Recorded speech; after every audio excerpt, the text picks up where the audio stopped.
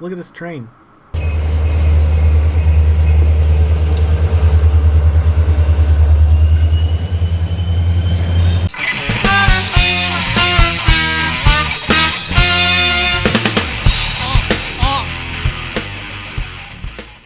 So I received a package in the mail today, and so I thought we would do an unboxing. Oh, no secrets. Can't find out what it is yet. But first, let's talk about drawing and expectations. Take it away, Mr. Oliveira.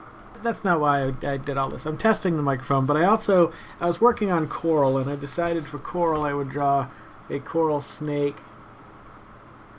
I was going to do Coral from The Walking Dead, but it was a stretch, and I just didn't. I'd been doing a lot of figure stuff lately, and I kind of wanted to do something a little bit easier, although I've already gotten into way more detail, and that's what I wanted to talk about today. I want to talk about intent and then outcome. When I first started, in my head, I saw basically a very tightly coiled coral snake just ahead. I wasn't going to do a background. It was going to be nice and quick, easy, and out. But my intent and the outcome were totally something different. And how did you arrive there? How did you start at a point where you knew what you wanted to draw in your head or create or whatever it might be for you? And how did it end up? A lot of the times I would have to say, at least for myself, it's not fully what I had intended to begin with. Sometimes it's better, sometimes it's worse, sometimes it's, whatever. But this became something much larger, and all of a sudden I was thinking, well, what's the snake? What's its name? And of course it's Coral, and Coral is more of a feminine name. And so I decided to do the eyelashes and the bow. And then I'm like, well, what's she doing there? She's just sitting there on a blank page. I'm like, she's going through a bamboo forest, of course. Duh, why wouldn't she be? If I was a coral snake and I had the opportunity to snake my way up into trees and shit, that's what I'd be doing. But I'm not a coral snake. I'm a man who likes to draw pictures of coral snakes.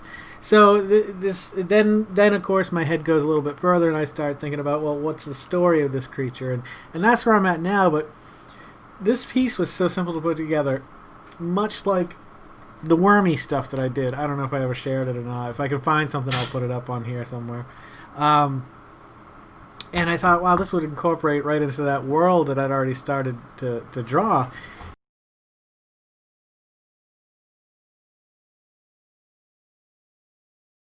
Why couldn't I do my own kids book if I wanted to? I've had a lot of ideas of kids books that I've wanted to do. It was about this little kid, PJ Bottoms, who would have been based on Grayson. And he had his little brother, Baby Bottoms, or Beastie Bottoms. And then there was his mother and the father, and there was a grandma, Grammy Bottoms. And grandma would have been based on my grandmother, not my mother. And it would have told the story of if Grayson and Griffin ever got to meet my grandmother. From a certain point of view, Yeah, I don't know how that works, I mean, in your head you see something, both physically that you want to make, or just art, or whatever it is, and sometimes you just can't attain. That was my message in that little thing over there. And I guess practice makes perfect, but still, through 40 years of drawing or whatever, at this point, you think you'd be able to visualize and interpret exactly what you see in your head. I don't know what the misconnection is. Anyway, let's bust into this. I know what this is. A good friend of mine sent this to me. The same person who sent me this. So anybody who knows trivia about the Road to 40, then you know where this came from. Let's see. Okay, this looks good right here. I'm very particular about how I open things. Even gifts. I'm going to cut my face off. The interesting thing about this, and I'm assuming it includes the packaging as well, is that Bob, who sent me this, created this start to finish. Not only did he record the music on it, but he also took the time to actually assemble all of these by hand, and I think that's pretty awesome. Good Lord! I don't want to ruin this box because it's a nice little box. If I ever have to send a tape again, it's perfect. I feel there's something stuck in there. Oh, God damn it. Forget it. I give up. Good packaging, Bob. Oh, my Lord Jesus. Wow. What is going on? There's something crazy under there. God! Time for a new knife, I guess. And here it is. This is Bob's, it's a lime green. Lima Charlie, which means we need help, I believe. Bob is doing this specifically for the Wave project. If you want to check them out, there's the address. And I think it's pretty cool because so many times in our lives, like, if you're a part of an organization or a church or a club or anything like that, things like this like just happen naturally. But when you're an individual who goes out of their way to do what Bob did, I think that's pretty cool. And so I think this is awesome. It smells good. It smells like limes. No. Woo! Got a little sticker in here. What's up? Waves. Project Waves. And he folded, cut, printed these as far as I can tell. I think he said all by hand. So great job on that, Bob. Now I just need to get a tape player.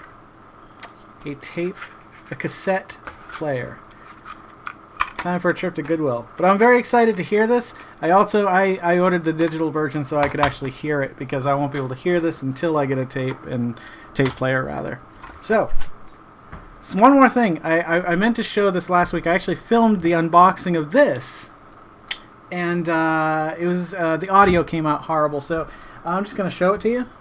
And this is I also don't have a record player. However, this is Wheat Medeiros, and it's one of my favorite albums of all time. Definitely on my top 10. I don't know what the Wheat guys are even. I guess I don't think they're doing anything anymore. To the best of my knowledge, I wish I knew better. I could reach out. I guess it would be that easy. I don't know what the Wheat guys are up to these days, but this was the first actual like CD, cassette, record, whatever. I can't remember what it came out as initially. And there was a demo that came before this, and I think some of the demo tracks are on the back. But there was one left at Amazon, and a few of my friends had been talking about it. And I know this sounds crazy, but when if there's less of something at a store, I assume the demand is more, and I'm sure that that's intentional. Anywho, I saw there was one left. I don't have a record player, but if I ever had a record collection, I would definitely want that to be in it. So, given the price, given the opportunity to get it, I said I might as well grab it. So, that's what I did.